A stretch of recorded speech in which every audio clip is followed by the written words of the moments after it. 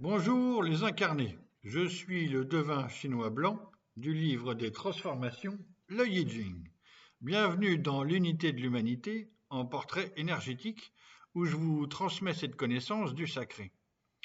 Puisque tout est énergie, aujourd'hui nous allons parler de l'énergie 44, rencontrer, aller à la rencontre d'Antoine Saint-Exupéry, 1900-1944. Je commence par la question de la traduction. Javert et Fort traduisent cette énergie 44 par être accueillant. Et donc c'est parfait pour Ama, par exemple. Richard Willem, lui, donc c'est la traduction jaune, préfère traduire par venir à la rencontre. Et moi, j'opte plus volontiers pour aller à la rencontre.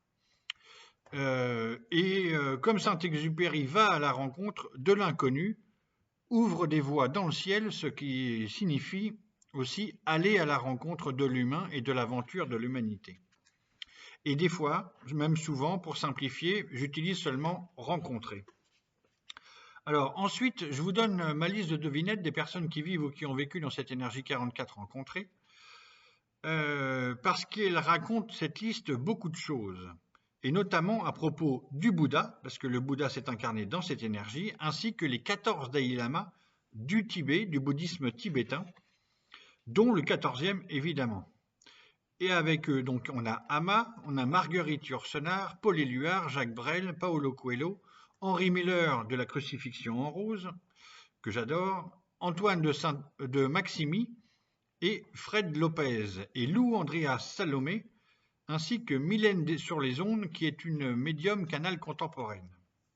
On peut dire que le bouddhisme est une aventure dans l'inconnu vers de l'humain, et que comment j'irai dormir chez vous et Rendez-vous en terre inconnue d'Antoine de Maximi et de Lopez.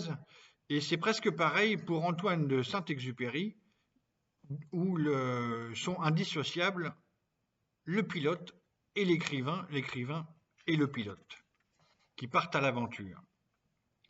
Donc, cette énergie 44 à la rencontre est composée en bas du vent et en haut du ciel. Pilote amoureux du ciel qui vit la beauté de la terre, c'est Syntex. Sous le ciel, il y a le vent, quitte à braver les tempêtes, les orages, le vent et la neige.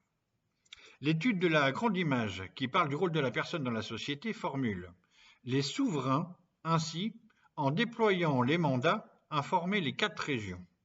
Ici, le souverain, évidemment, c'est Syntex, c'est l'écrivain Syntex. En déployant les mandats, ça c'est intéressant, Syntex a été pilote d'essai. Il n'a pas fait la filière normale par l'école navale, il a trouvé son chemin avec d'autres difficultés, mais il a trouvé son chemin.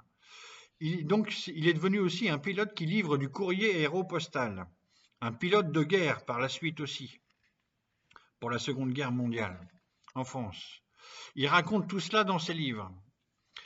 Alors, la sentence, la formule informer les 4 régions,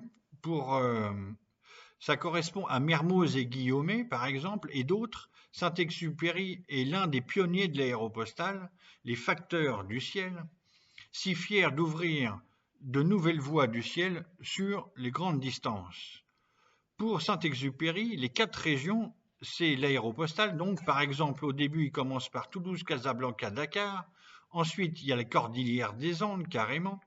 La tentative de relier New York jusqu'au cap sud de l'Amérique. Une autre tentative de relier Paris à Saïgon. Et puis, il y a un accident dans le désert d'Alexandrie, en Égypte, et le survol de la France jusqu'en Allemagne pendant la Seconde Guerre mondiale, afin de photographier le mouvement des chars allemands qui vont bientôt nous envahir. Bon, tôt dans l'enfance, Antoine a écrit des poèmes et deviné et dessiné et rêvé de voler. Au même moment de sa mort, pendant sa 9e mission à l'été 1944, c'est le Petit Prince qui s'envolait dans un succès littéraire planétaire avec plus de 150 langues dans la traduction, au-delà de toutes les frontières. Mais remettons un peu de contexte. Javary et Faure présentent cette énergie 44, être accueillant et rencontre, contact avec ce que l'on aurait tendance à méconnaître ou ignorer. Antoine de Saint-Exupéry naît en 1900 à Lyon.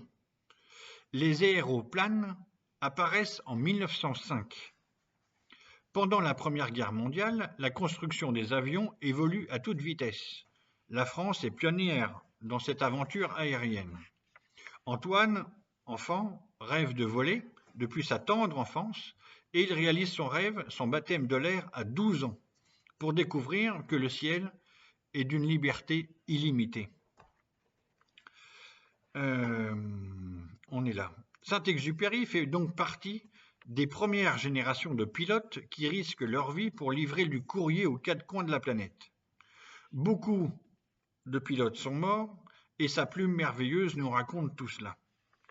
L'étude de l'idéogramme GOU, donc qui nomme cette énergie 44, signifie rencontre, rencontrer, trouver sur son chemin, forfait, bon, vertueux. Les livres de Saint-Exupéry nous racontent ce qu'il a vécu et rencontré sur son chemin. Ceux, c'est les pilotes, Mermoz et Guillaumet, dans Terre des Hommes, Vol de nuit, pilote de guerre.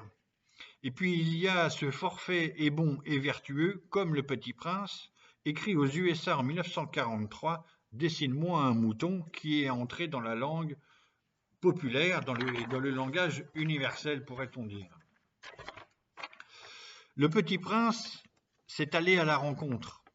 Rappelez-vous ce renard qui lui demande de l'apprivoiser afin qu'ils deviennent uniques l'un pour l'autre.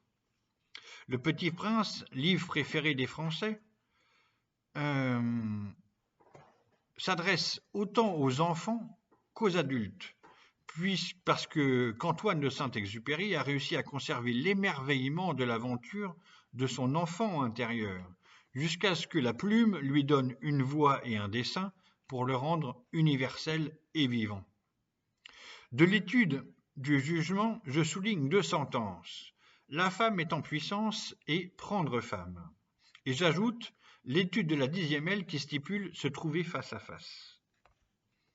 Antoine de Saint-Exupéry est orphelin de père à 4 ans. Sa mère élève seule ses 5 enfants. C'est une famille bourgeoise mais sans le sou, d'abord en difficulté, puis dans une grande demeure bourgeoise avec un grand parc qui fait le bonheur des enfants.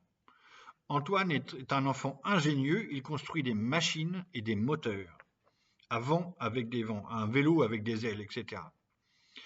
Il y a quelques images, il n'aime pas trop les images, mais il y a quelques images qui existent. C'est passionnant. Avec son frère cadet François, ils ont 3 sœurs, une mère, des gouvernantes et des tantes. C'est assurément le sens de « la femme est en puissance ». C'est un monde de femmes dans son enfance. En 1915, il y a un autre drame terrible, avec un choc émotionnel pour lui, lorsque son frère François décède.